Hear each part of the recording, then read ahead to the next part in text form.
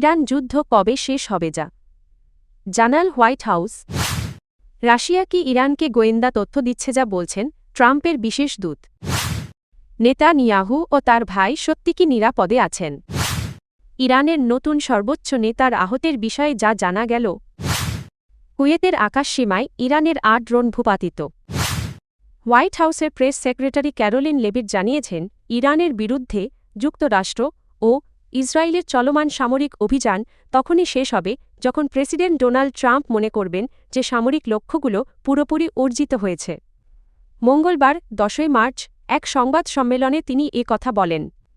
Leavitt বলেন, যখন commander in chief সিদ্ধান্ত নেবেন যে সামরিক লক্ষ্যগুলো সম্পূর্ণভাবে অর্জিত হয়েছে এবং ইরান সম্পূর্ণ ও নিঃশর্ত আত্মসমর্পণের অবস্থায় পৌঁছেছে, তখনই এই অভিযান শেষ হবে, তারা সেটা স্বীকার করুক বা না করুক।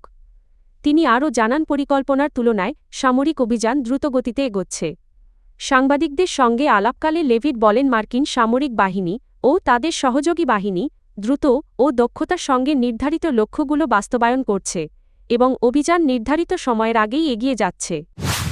যুক্তরাষ্ট্রের বিশেষ দূত স্টিভ উইটকফ জানিয়েছেন, রাশিয়ার নেতারা ইরানের সঙ্গে গোয়েন্দা তথ্য ভাগাভাগির অভিযোগ অস্বীকার করেছেন। মঙ্গলবার ১০ মার্চ সিএনবিসির মানি মুভার্স অনুষ্ঠানে দেওয়া এক সাক্ষাৎকারে তিনি একথা বলেন। উইটকফ বলেন, যুক্তরাষ্ট্রের প্রেসিডেন্ট ডোনাল্ড ট্রাম্পের সঙ্গে সাম্প্রতিক ফোনালাপে রাশিয়ার পক্ষ থেকে জানানো হয়েছে যে তারা ইরানের সঙ্গে কোনো গোয়েন্দা তথ্য ভাগ করছে না। তিনি বলেন, তারা বলেছে যে তারা কোনো তথ্য ভাগ করছে না। আমরা আপাতত তাদের কথাকে বিশ্বাস করতে পারি। আশা করি তারা সত্যিই তা করছে না। এর আগে সোমবার ট্রাম্প রাশিয়ার প্রেসিডেন্ট ভ্লাদিমির পুতিনের সঙ্গে টেলিফোনে কথা বলেন। ইরানের হামলায় ইসরায়েলের প্রধানমন্ত্রী বেনিয়ামিন নেতানিয়াহু এবং তার ভাই ইদ্দো নেতানিয়াহু নিহত হয়েছেন এমন খবর সামাজিক মাধ্যমে ছড়িয়ে পড়লেও তা মিথ্যা বলে জানিয়েছে ইসরায়েলি গণমাধ্যম।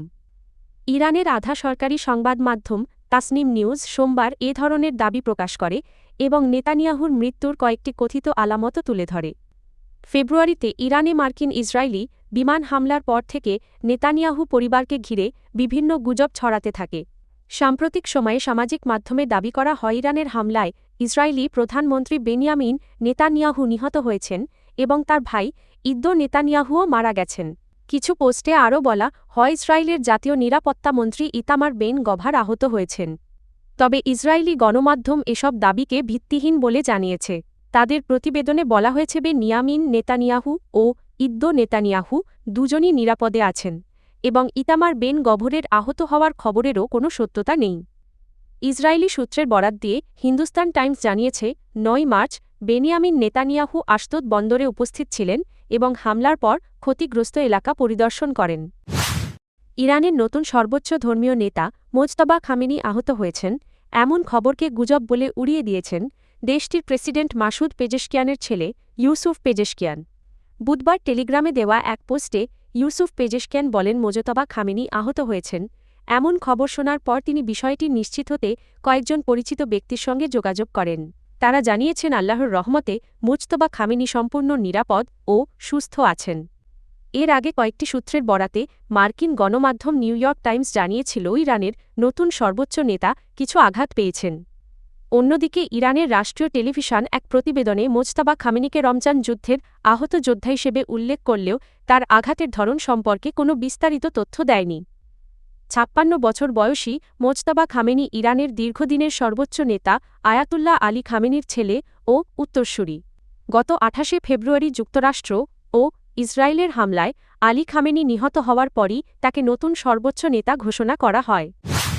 মধ্যপ্রাচ্যে বিরাজমান চরম উত্তেজনার মধ্যে কুয়েতের আকাশসীমায় অনুপ্রবেশ করা ৮টি ড্রোন ভূপাতিত করেছে দেশটির ন্যাশনাল গার্ড।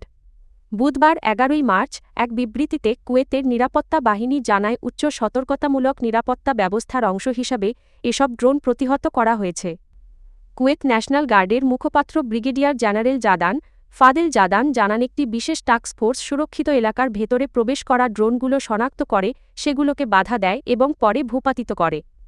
সামাজিক যোগাযোগ মাধ্যম এক্সে দেওয়া এক বিবৃতিতে তিনি বলেন, জাতীয় নিরাপত্তা জোরদার, গুরুত্বপূর্ণ স্থাপনা সুরক্ষা এবং সম্ভাব্য হুমকি মোকাবিলায় চলমান নিরাপত্তা ব্যবস্থার অংশ হিসেবে দায়িত্বপ্রাপ্ত এলাকা থেকে ৮টি ড্রোন নামিয়ে আনা হয়েছে।